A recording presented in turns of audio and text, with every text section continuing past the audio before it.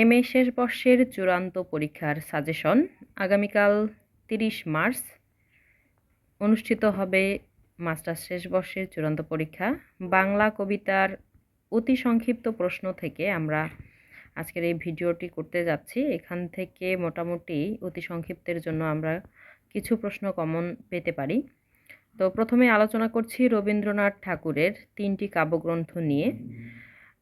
তার আগেই আমরা রবীন্দ্রনাথ ঠাকুরের সম্পর্কে কিছু তথ্য জেনে নেই। রবীন্দ্রনাথ ঠাকুরের জন্ম ৭ই মে ১৮৬১ ইংরেজি, বাংলা ২৫শে বৈশাখ ১২৬৮, মৃত্যু ৭ই আগস্ট ১৯৪১ ইংরেজি, ২২শে শ্রাবণ ১৩৪৮ বাংলা। গীতাঞ্জলি বা সং অফারিংস কাব্যের জন্য নোবেল পুরস্কার পান ১৯১৩ সালে। তার ছদ্মনাম ভানুসিংহ রায় এবং রবীন্দ্রনাথ ঠাকুরের প্রথম যে কবিতা তিনি লিখেছেন সেটির নাম হিন্দু মেলার উপহার।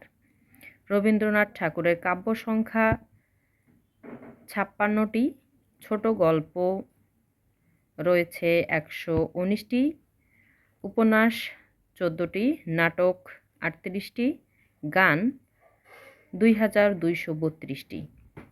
এবার আসি আমরা রবীন্দ্রনাথ ঠাকুরের ৩টি কাব্যগ্রন্থে।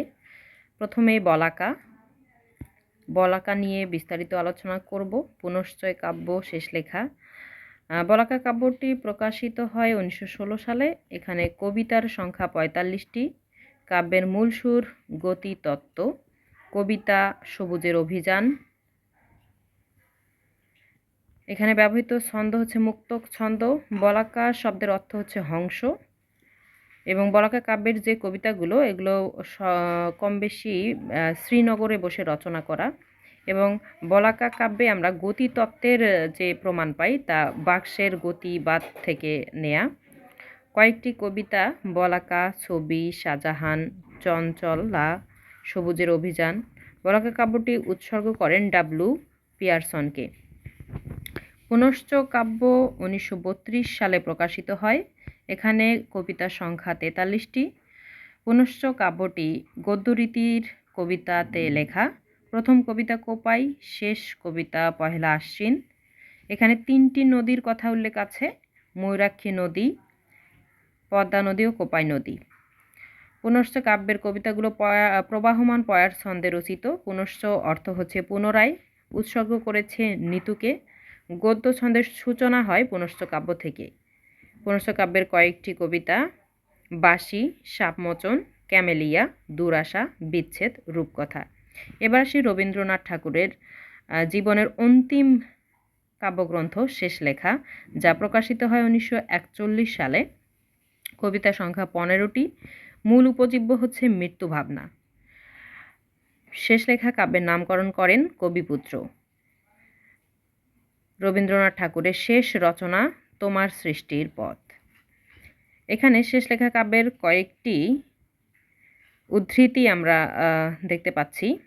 সত্য যে কঠিন, কঠিনের ভালো বাসিলাম। এটা ১১ সংখ্যক কবিতা।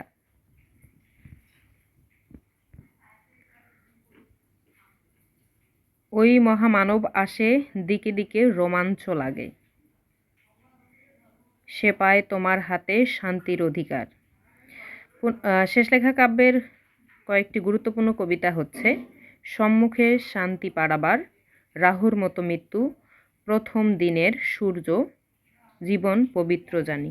তো এই হচ্ছে মোটামুটি আমাদের রবীন্দ্রনাথ ঠাকুরের 3টি কাব্যগ্রন্থের সামগ্রিক আলোচনা, যেখান থেকে আমরা 1 নম্বরের যে ব্রিফ প্রশ্নগুলো আছে এগুলো মোটামুটি আমরা কমন পাবো বলে আশা করছি। ধন্যবাদ সবাইকে সাথে থাকার জন্য। দেখা হচ্ছে পরবর্তী অন্যান্য কাব্যগ্রন্থের সামগ্রিক আলোচনা নিয়ে।